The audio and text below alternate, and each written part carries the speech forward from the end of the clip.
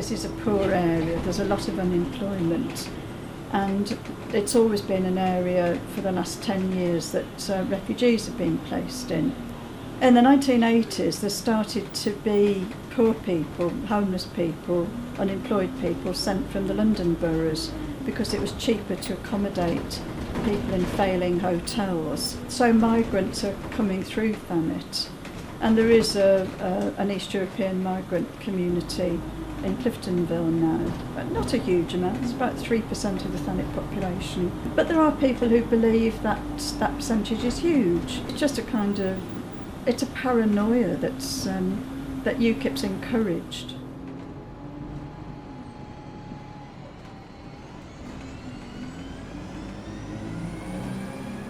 It's not what they say in their manifesto.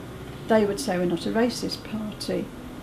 But when you see what their supporters say, and when you see the English Defence League and Britain First turning up outside Ukip meetings and saying we're here to defend Nigel, and they're hurling abuse at anyone who's black or foreign in any way amongst the people who are opposing Ukip, then you think, well, is Ukip encouraging this kind of thing? You know, we don't want that in our community.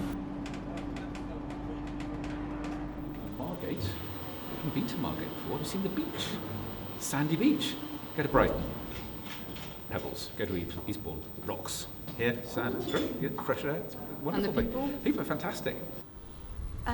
When I attended my first conference they had 18 months ago, I was able to speak about all the issues that were on my mind, which all other parties have shut down and not even put them in their manifesto.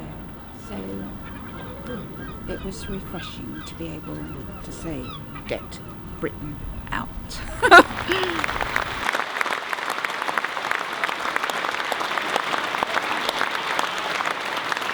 How can you legislate for working men and women up and down the country when you've never worked yourself? You can't.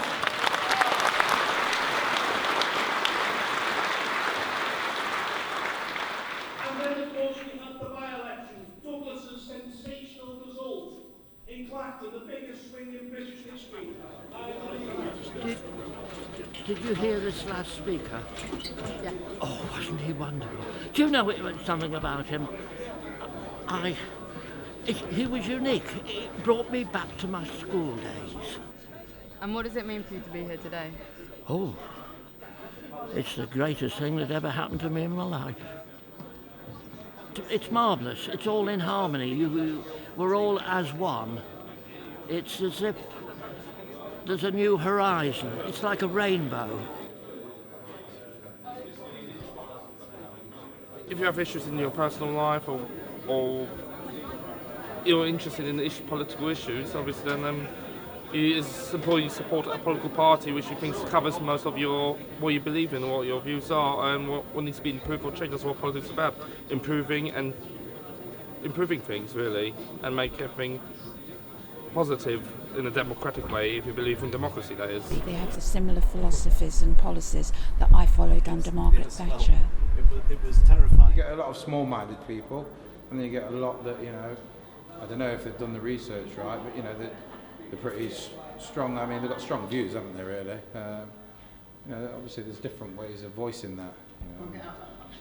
So that's Britain for you. I'm sure there are bad things, but in every political party there will be good and bad aspects. But the party, whatever about even about the individual person, maybe about an individual candidate, maybe some issues. But that'll be with every political party. Within every party, you have people who somehow slip through the net and say daft things, and the daft things either matter or they don't matter. There's mad people in all parties. They are very much a minority in our party, though, but unfortunately the press seems to just focus on them. You can't actually be a member if you've been involved with any far-right racist organisation. You literally cannot. But there are. I don't think there are. I mean, they may have lied about it, but we're pretty rigorous about who we take on. This is not a debate about race. I don't think in UKIP I've never heard a discussion about race in UKIP. I heard a lot of discussion about immigration. It's one of the things that we think is fundamentally important for the future safe governance of the country. They want to control immigration, and they'll use the unemployed ex-servicemen who are devoted to serving the country to guard the borders and keep things. So people from Africa, from Australia, and other people, they won't come in to do dreadful things. They'll be useful citizens of society. I mean, I'm a white wog. You might be a black wog, so what? And realise that we are human beings too, and share the same feelings and views with everyone in this world. The world is not just black and white. When obviously I've been in this country, I was born in this country. I remember people throwing bananas at my dad, when I was playing football. So, back then, it just straight over your head. Okay, small-minded people. You've got people with very strong views that, there's some that will voice it, and there's some that will act on it. So that's how it goes. And we have to put signs in our cities here, there, everywhere. Thank you, European Union. There is no such thing as European Union.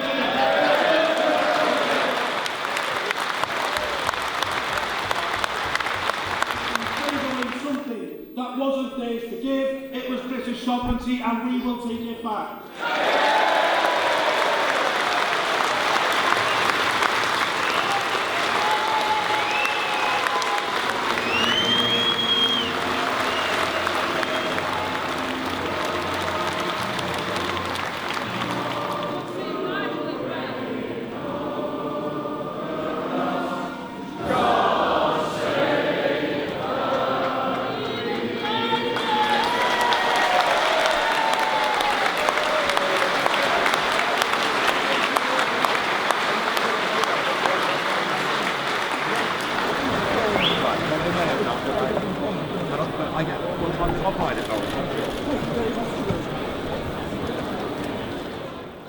What an electrifying performance from both our deputy and our chairman. It's just absolutely magnificent. Yeah.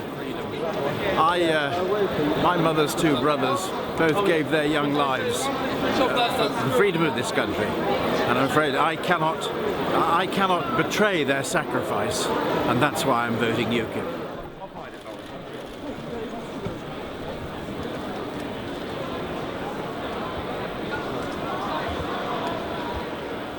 I think one of the problems about UKIP is that they've got a leader who's become a kind of TV personality.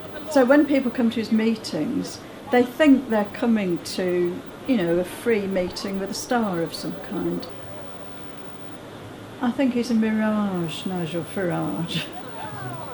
I think he's giving the impression that he's a working class bloke with his cigarettes and his pint of beer. And I think he's a muppet. It's a kind of Dad's Army nostalgia. You wave a Union Jack and they all cheer. That's an easy win, isn't it?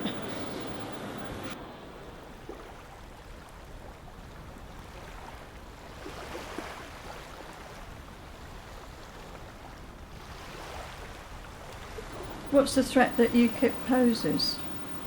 That racism will become normalised. And hating and blaming immigrants is all right. I mean, if he was putting forward a rational argument about leaving the EU, I could take him more seriously. But he's not. That's what's coming out of his mouth. What's happening in the hearts of his supporters is, yes, he hates the foreigners, same as I do.